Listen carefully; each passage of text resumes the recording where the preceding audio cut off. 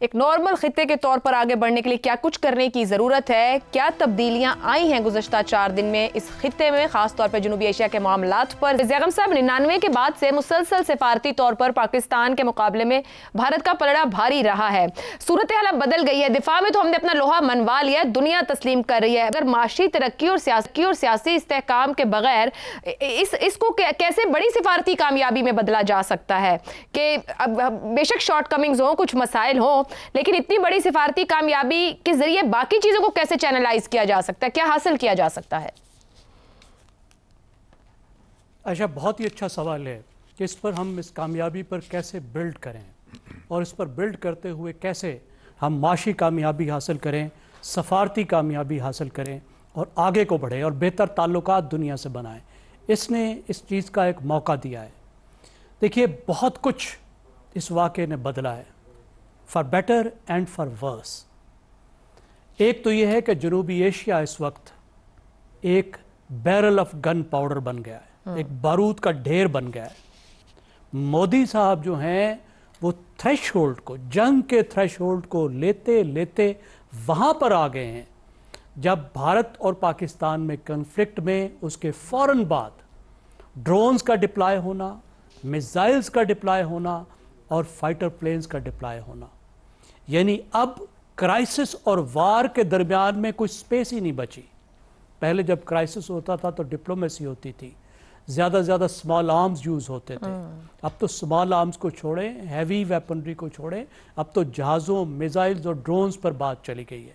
उसकी वजह से ये इलाका बहुत अब ख़तरनाक हो चुका है और दुनिया को इस पर नज़र रखनी होगी। हमें भी विजिलेंट रहना होगा, क्योंकि इस वक्त जो अमन है ये नेगेटिव पीस है। नेगेटिव पीस उस अमन को कहते हैं जिसमें मसला तो हल ना हुआ हो लेकिन बंदूकें खामोश हो गई हों। जब सिर्फ बंदूकें खामोश हों और मसला हल ना हो बल्कि मसला बढ़ चुका हो तो बंदूकें तो फिर भी किसी वक्त भी बोलना शुरू कर सकती हैं। और उसमें ख़ास तौर पे जो इंडस वाटर ट्रीटी का मसला फंसा हुआ है, उसकी वजह से ये मसाइल दोबारा खड़े हो सकते हैं। अब पाकिस्तान की जो कामयाबी मिली है, देखिए 2-3 फ्रंट्स पर है। एक तो कश्मीर को दुनिया में दोबारा देखा जा रहा है, दोबारा से कश्मीर का मसला जिंदा हुआ है। भारत जिस बायलैटरलिज्म की बात करता था, उस बायलैटरलिज्म की उसने खुद नफ़ी कर दी अमेरिका को इन्वॉल्व करके। तो ये मसला इंटरनेशनल हो चुका है। दुनिया को अंदाज़ा हो चुका है कि जब तक कश्मीर का मसला हल नहीं होगा ये इलाका दुनिया का ख़तरनाक तरीन इलाका रहेगा। अब इसी दरमियान में जो हमें नज़र आया कि रीजनल अलाइनमेंट्स जो बदलती भी नज़र आई और जो बदल चुकी थी वो वाज़े हो गई कि किस तरीके से नए इत्तेहाद, नए इलाक़ बन चुके हैं, किस तरीके से पाकिस्तान और चीन करीब आ चुके हैं। और इस इलाके में एक ट्रायंगल की बात हो रही है कि अब झगड़ा 2 के दरमियान में नहीं है, अब 3 है इसमें। ख़ास तौर पे मोदी ने जो यकतरफा कश्मीर पे फैसले किए, क्योंकि कश्मीर सिर्फ पाकिस्तान और भारत का मामला नहीं है, ये चीन और भारत का मामला भी है। उसकी वजह से जो अलाइनमेंट्स बदली हैं उसका भी पाकिस्तान को एक फ़ायदा होगा। और उसके साथ जो पाकिस्तान ने स्ट्रेटजिक डेटरेंस दिखाई है, उससे जो पाकिस्तान की क्रेडिबिलिटी बनी है, देखिए उससे पाकिस्तान का ब्रांड बना है। बिल्कुल, पाकिस्तान का ब्रांड एक मजबूत मुल्क के तौर पर, एक ऐसे मुल्क के तौर पर जो बेहतरीन टेक्नोलॉजी रखता है। आप जहन में रखिए कि जो हमने असला यूज़ किया उसमें सिर्फ चाइनीज़ जेट नहीं थे, उसमें पाकिस्तान के अपने बने हुए मिसाइल थे। बिल्कुल, सबसे ज़्यादा तबाही तो पाकिस्तान के अपने बने हुए मिसाइल्स ने फैलाई ना। पाकिस्तान के अपने बने हुए ड्रोन्स थे। फिर टेक्नोलॉजी को जिस तरीके से इंटीग्रेट किया गया, जिस तरह से साइबर वारफेयर पाकिस्तान ने की, तो पाकिस्तान का इमेज एक जदीद मुल्क के तौर पर, एक टेक्नोलॉजी के साथ लैस मुल्क के तौर पर, एक ताकतवर मुल्क के तौर पर उभरा है, जिसके जाहिर है आपको फ़ायदा होता है माशी मैदान में भी और सफारती मैदान में भी कि दुनिया आपका एहतराम करने लगती है। तो उसकी वजह से भी हमें नए अलायंसेस बनेंगे। लेकिन एक सबक जो इसने हमें दिया है, देखिए मोदी को ये सारी जुर्रत क्यों हुई? उसको जुर्रत इस वजह से हुई कि उसको लगा कि पाकिस्तान माशी तौर पे इतना कमज़ोर हो चुका है कि शायद उसके सामने उस तरह से खड़ा होने की हिम्मत ही नहीं करेगा जिस तरीके से हम खड़े हुए।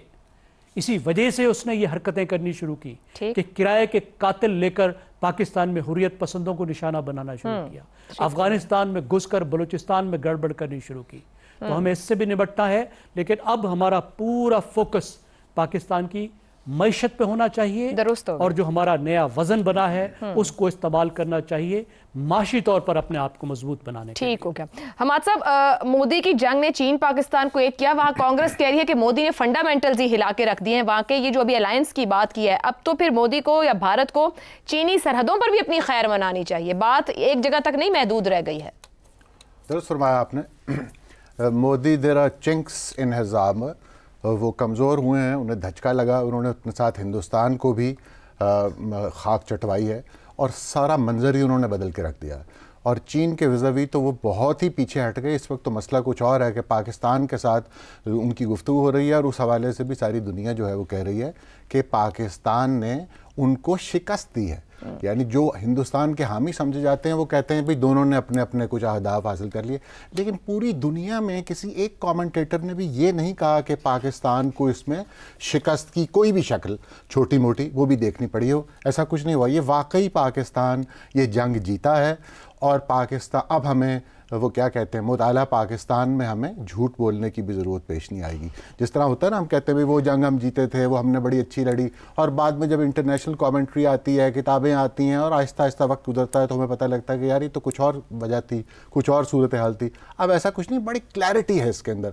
अगर आप इवन सिर्फ यानी हमारे स्टॉक एक्सचेंज का रद्द अमल तो आप छोड़िए, जैसे 10,000 पॉइंट्स ऊपर चला गया, अजूबा हुआ वो भी। लेकिन आप ट्रंप साहब की गुफ्तगू और सिर्फ सुन लीजिए तो आपको अंदाज़ा हो जाएगा कि इस जंग में हुआ क्या है। यानी हिंदुस्तान के हवाले से हिंदुस्तान के अंदर और पूरी दुनिया में एक ही राय पाई जाती है कि पाकिस्तान ने अपनी सुपीरियॉरिटी कायम की है और अपने, जैसे आपने सवाल में भी पूछा हुआ ना सिफारती तौर पे, तो सारी दुनिया ने सिफारती तौर पे पाकिस्तान और हिंदुस्तान को बराबरी की सतह पर एक पैरिटी दी है और कहीं भी पाकिस्तान को अलहदा करके कि पाकिस्तान को भी ज़रा गौर करना चाहिए कि ये जो टेररिस्ट कैंप्स हैं, नहीं, एक मुल्क ने भी ऐसी बात नहीं की। अब हमने सिर्फ और सिर्फ सच बोलकर ये कामयाबी हासिल की है।